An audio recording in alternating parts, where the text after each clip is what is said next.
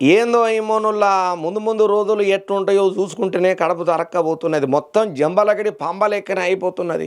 ఎందుకనంటే ఈ మధ్యకాలంలో ప్రతిది కూడా అంత రివర్స్ గేరింగ్గా నడుస్తున్నది.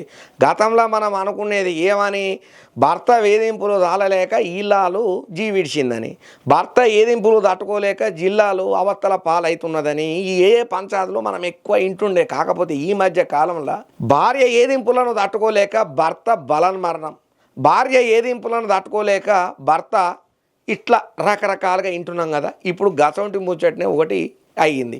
యూపీలో మోహిత్ కుమార్ అనే ఒక అన్న భార్య ఏదింపులను భరించలేక జీవి తీసుకున్నాడు అయ్యా బలవంతంగా.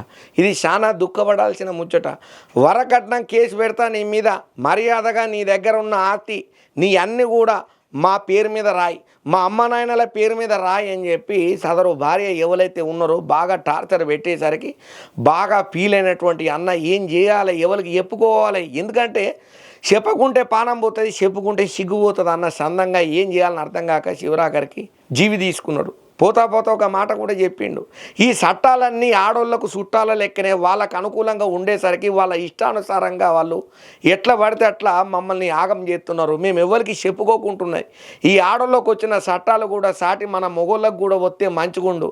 రాబోయే రోజులలోనైనా చట్టాలు ఆడోళ్ళకే కాదు మొగోళ్ళకు కూడా రావాలని నేను కోరుకుంటున్నా.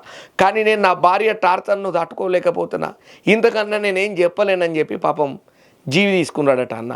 ఏందో ఏమోనుల్లా ఈ మధ్యకాలంలో ఇటువంటి భార్యాభర్తల అనుబంధాలకే మచ్చ తెచ్చేటట్టున్నది. ఎవరో ఒకరు క్షణికావేశంలో చిన్న చిన్న విషయాలకు కొట్లాటలు పెట్టుకొని పంచాయతీలు చేసుకొని అనవసరంగా రాద్ధాంతాన్ని లేనిదేదో చూయించుకొని నువ్వు అట్లా అంటే నేనిట్లా అంటే నువ్వు అట్లా అని చెప్పి ఒకరి మీద ఒకరు గుడ్డగాల్చుకునే వ్యవహారాలు చేసుకొని సంసారం పచ్చగా ఉండకుండా ఎండుగడ్డి వేయకుండానే బాగుమనేటట్టు చేసుకుంటున్నారు. ఇప్పుడు అన్న ఎవరైతే సూసైడ్ చేసుకున్నాడో ఇది చాలా విదారకమైన సంఘటన సోషల్ మీడియాను షేక్ అయ్యి చేస్తున్నది.